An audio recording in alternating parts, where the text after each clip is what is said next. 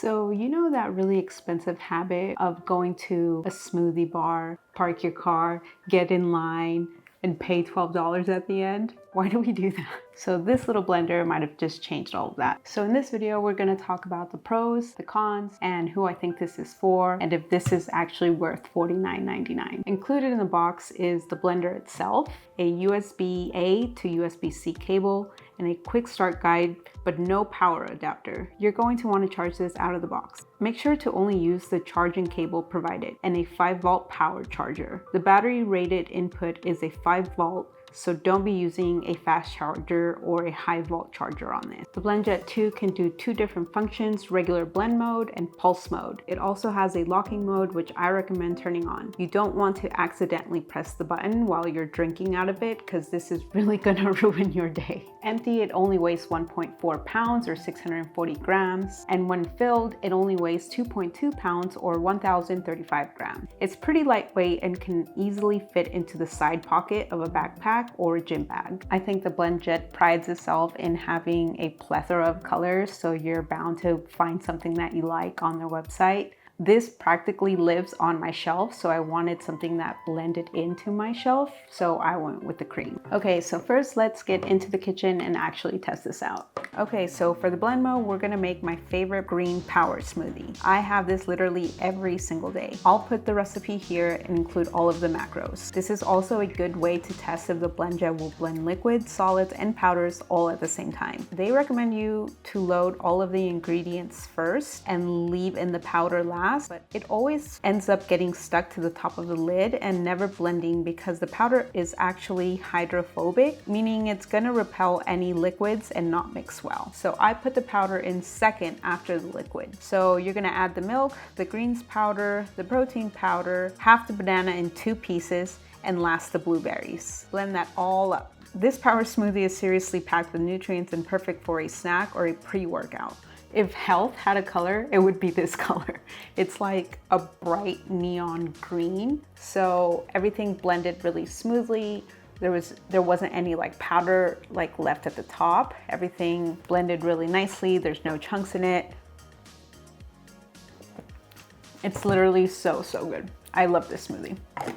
So yeah, check for just like the regular blending mode. It is gonna blend liquids and powders and solids all together, so it's not gonna have an issue there, of course. Okay, next up is the creamy mango smoothie. So let's give it something a little harder to blend. For this creamy mango smoothie recipe, you're going to need 250 milliliters of milk, 1 cup frozen mango chunks, 1 tablespoon of condensed milk, and that's pretty much it. You're gonna blend that all up. This is so good. I wouldn't recommend having this smoothie every single day, considering that it does have condensed milk, so this is definitely a treat. So this was a little bit harder for the Blendjet. It didn't want to blend the frozen mango. It did take me a few tries to get it going. It does say to like shake it if it's not blending and it'll start going. So it did do that. The blend itself is really creamy and smooth. So good. Yeah, like it's super smooth. It's like liquefied. There's no chunks in there. So it did do it. It did have a little bit of an issue getting started, but it eventually did blend it all. Okay, so now that I've had time to really use the Blendjet, I wanted to do a couple of more tests. I wanted to see exactly how portable this was. The Blendjet 2 does fit into the side of your backpack or a bag or a purse or a gym bag, so check mark there for being portable in that sense. Next, I wanted to see if it actually fit inside of the cup holder in my car. I think that's essential to being portable. It has to go with you, so it has to go in your car. It does take 1 hour and 35 minutes to fully charge a dead battery, and that does give you 15 cycles of blending. It's not too bad considering that I'm only charging this maybe like once every 5 days or so. Okay, so now let's talk about the pros and the cons. I think the best part of the Blendjet 2 is that it's so easy and convenient to make a smoothie at home. in like 3 or 4 minutes. Like this smoothie that I make, this green smoothie, this would cost me maybe $12 to $14 at a smoothie bar. It's like a great way to make healthier choices. So everyone kind of assumes that being healthy is eating like a bowl of salad, and that couldn't be further from the truth. I think that being healthy needs to be sustainable, and in order for it to be sustainable, you have to like what you're eating.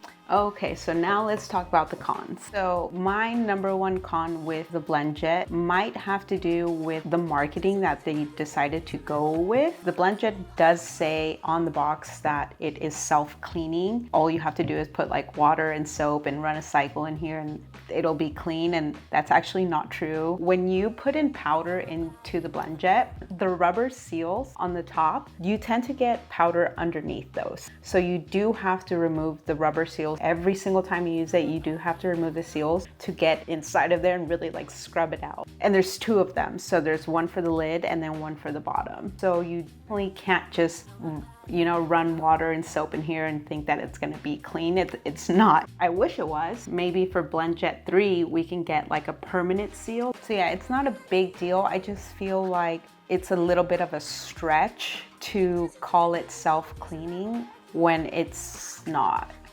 So the next con I want to talk about is the battery indicator, or the lack thereof. So you don't really ever know how many cycles you have left. I've had instances where I'm making my smoothie and I press the button and then I get a red light, which leads me into my next point is Blendjet doesn't have pass-through charging, which is kind of unfortunate because if you're already making your smoothie and you get the red light, you do have to wait for it to get enough juice for it to run a whole cycle. And that usually takes about 10 minutes, which is like not the worst unless you are in a hurry and you're, you know, heading out the door and you don't have a battery. Like it's kind of annoying when that happens. What is the purpose of having this?